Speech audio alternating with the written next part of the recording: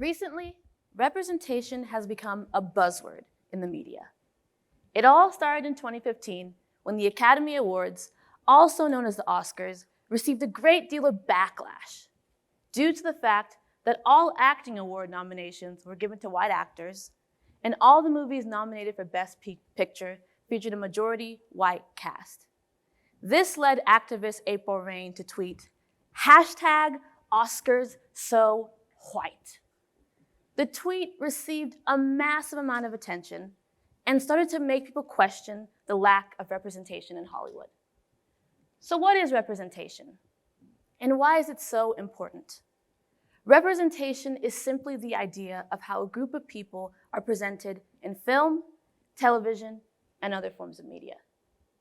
Many of us in the United States and other parts of the world have grown up underneath the blanket of Western media, and we understand how a lack of representation can perpetuate stereotypes. From a young age, we have also experienced the absolute beauty of film and television.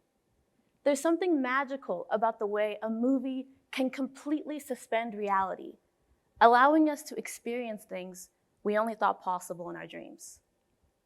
I recently went to go watch the movie Avatar: The Way of Water from director James Cameron. Now, I've never been an Avatar or a James Cameron fanatic. When the first movie initially released in 2009, I had absolutely no interest in seeing it. My 9-year-old self was so unimpressed by the trailer that I refused to join my older brothers in watching it at the movie theater. Instead, I forced my 27-year-old cousin to watch another movie with me. What movie, you might ask? Alvin and the Chipmunks, the Squeakquel. That's the Squeakquel, not the sequel, because they're chipmunks and they squeak. Yes, I chose Alvin and the Chipmunks over a critically acclaimed Titanic record-breaking film. Some may call my taste questionable, but 9-year-old Jules stands by her decision. Anyways, the point I'm trying to make is that while they're not Alvin and the Chipmunks, I've come to appreciate the Avatar films in my wise old age of 22. Visually, they're an absolute marvel. The amount of time, technology, and expertise that went into creating those films is commendable. The flawless CGI allows the audience to be transported to a world where the people are so unfamiliar, yet the themes of racism, imperialism, and greed are concepts that we know all too well. These movies suspend reality, but they are rooted in the truth and history of human nature. As I sat in the screening of The Way of Water, I was no longer in Georgia or the United States or even on Earth.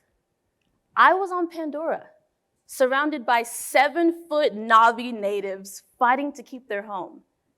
And I was able to believe their story and have empathy for them. Does anybody else find that kind of wild?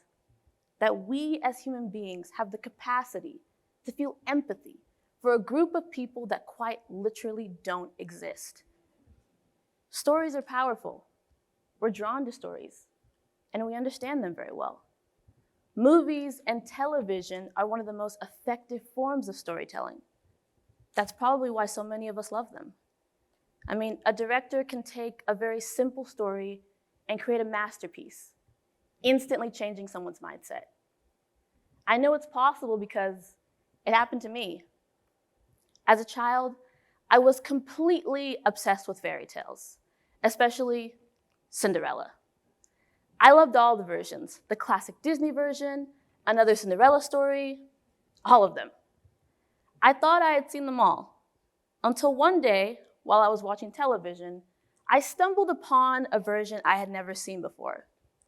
The 1997 live-action Cinderella movie. Now, for those of you who don't know, this movie is considered by many to be a complete cultural reset. It featured Brandy Norwood, a Black R&B singer and actress, as Cinderella, Paula Matablan, a Filipino-American singer, as Prince Christopher, and the Whitney Houston as fairy godmother, just to name a few. Now, this movie confused my young mind for multiple reasons. First of all, the king in the movie is white. Okay, seen that before. And the queen is black. Okay. But the prince is Filipino? I hadn't learned about Punnett squares yet, but something wasn't adding up. And they never explained it either. But the movie and cast are so good that you're like, black plus white must equal Filipino. It's right there. The second thing that got me was, I didn't know black girls could play Cinderella. I didn't know we were qualified for that position. And with this new information, I began to prepare for my own Cinderella story. Although, I'll admit, I'm giving more stepsister here, unlike Brandy. Prior to watching this movie, I had been a fan of Brandy.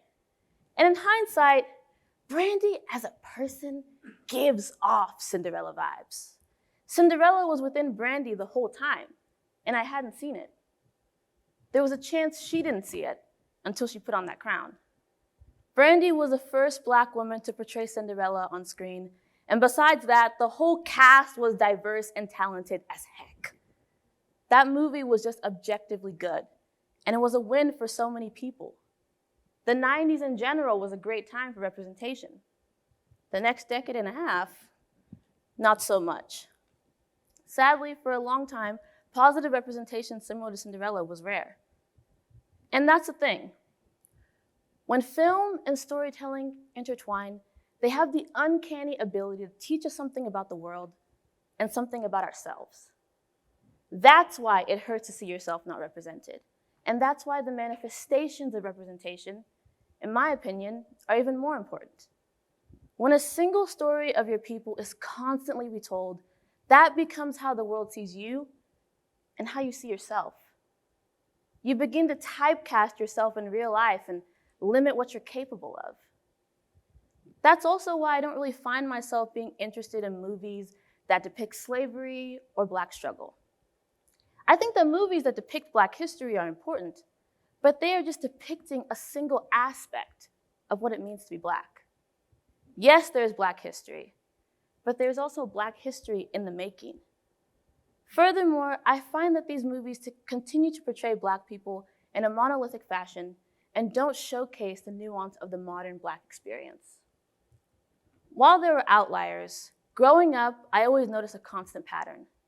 When Hollywood uplifts white media, the characters can be anything from a hyper-focused jazz drummer in the movie Whiplash to a man in love with the AI in Her. There's range, and you're allowed to explore every aspect of the human experience. On the other hand, when you're black, sometimes the scope can go from best friend of the main character to a slave/historical figure. And the funny thing is, more diverse characters and storylines exist. They exist in history, in everyday life, and in the minds of brilliant black creators such as Shonda Rhimes, Jordan Peele, and Michaela Coel, just to name a few. And thanks to them and others like them, the entertainment industry is rapidly changing. Every year, more and more of these stories are being unearthed and told. Now I see black people being depicted as gentry in Bridgerton, eccentric but troubled influencers in I May Destroy You, and cowboy alien fighters in Nope. So yeah, a lot has happened since 2015. Even the Academy Awards are changing. As of 2019, they have invited over 800 new members to join the Academy of Motion Picture Arts and Sciences, the governing body who votes on nominees and winners at the awards. We're now seeing more representation on and off the screen for even more groups of people. So everything is perfect, right? No. Some people are now saying that representation has become a little too much. For these people, representation is nothing but an overly woke liberal agenda that's just gone way too far. This sentiment was illustrated by the outcry against the addition of diverse actors in Disney's new live-action Little Mermaid and the Amazon Prime series Lord of the Rings, Rings of Power. People were angry for multiple reasons. For some people, this was a personal attack. The original subject matter they loved was being morphed before their eyes. A great deal of people on Twitter were also upset due to supposed historical inaccuracies. Now, initially, I scoffed at the response, dismissing it as haters gonna hate. And in some cases, I still do.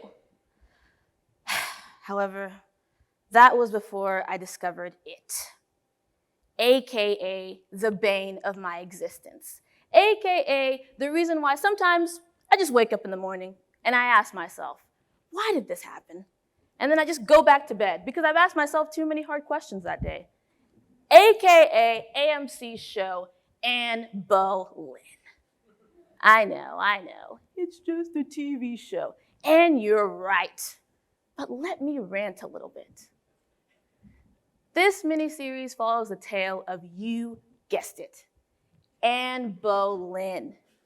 But this time, there's a nice, juicy twist. Anne is black. I know what you're saying. How does this differ from Brandy as Cinderella? Well, first of all, Anne Boleyn was very real. You probably learned about her in history class. She's the lady that King Henry VIII was so horny for that he broke away from the Catholic Church, taking all of England with him. Then when he got tired of her, he had her beheaded for treason.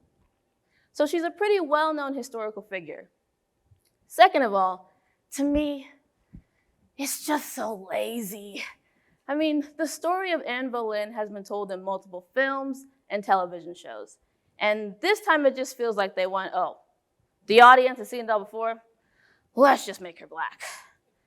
And unlike Cinderella, it's a somewhat complex historical account where her race, environment, and social status are very much intertwined.